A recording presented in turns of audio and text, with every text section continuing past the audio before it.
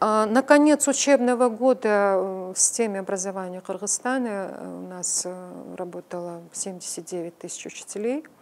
Сегодня вот мы к концу первой четверти уже подводим итоги тарификации, то есть это будет четкое количество учителей, которые прошли сегодня тарификацию. Я думаю, количество учителей несколько сократится вот с учетом тех решений, которые были приняты в прошлом году об эффективном распределении учебной нагрузки.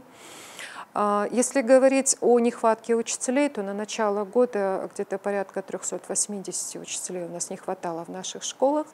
Но мы на конец учебного года уже анализировали количество наших выпускников педагогических наших вузов, которые пойдут работать в школы. То есть вот на конец четверти у нас будет уже подробный анализ.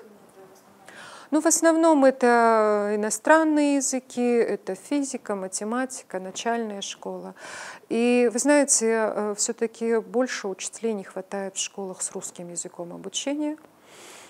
Поэтому вот сейчас мы работаем над тем, чтобы планировать, скажем так, подготовку учителей, в каких школах, с каким языком обучения, по каким предметам не хватает учителей, чтобы мы целенаправленно уже работали над тем, кого направлять.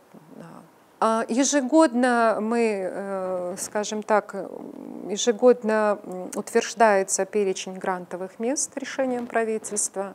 И вот в рамках этой работы как раз делается анализ совместно с нашими теми организациями, которые работают. И уже в соответствии с запросами, которые даются со стороны наших школ, и утверждается вот перечень бюджетных мест, которые предоставляются в рамках бюджета. Зарплата учителя, она зависит от многих факторов, поэтому вот в 2011 году в соответствии с решением правительства о введении новых условий оплаты труда были определены, скажем, четкие такие условия, по которым определяется сама заработная плата. Но в первую очередь она зависит от учебной нагрузки учителя, ну и от других каких-то факторов, то есть от, скажем, того, где работает учитель, там могут быть доплаты за высокогорье, предположим, молодые специалисты, там, за, скажем, стаж работы. То есть есть несколько факторов, по которым начисляется заработная плата. Но если привести пример, скажем, вот просто молодой специалист, который пришел в школу, я совсем недавно была вот и на юге нашей страны, и в Нарынской области. Молодые учителя, которые сегодня пришли в школу, имеют нагрузку порядка 20 часов, то заработная плата где-то колеблется от 8 тысяч сомов. Если брать наши официальные данные Нацстаткома, то среднемесячная заработная плата учителей 13 800 сомов.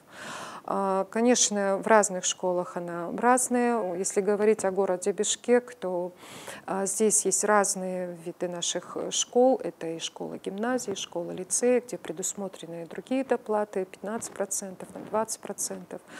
В зависимости от того, какая нагрузка у них и в какой школе они работают. Национальная квалификационная система, она представляет большое значение с точки зрения именно подготовки различных направлений подготовки специалистов. То есть это тот документ, в котором определены критерии подготовки того или иного специалиста. Поэтому соответствующий пакет законопроектов, он уже внесен в Джоркинеш, рассматривается. И после принятия, и параллельно мы сейчас уже создали экспертные группы, которые работают именно над критериями подготовки. Вот сейчас в первую очередь, наверное, учитель. Какой учитель должен быть, по каким критериям он должен готовиться. Это вот национальная квалификационная система, тот документ, над которым мы работаем на уровне профессионального образования.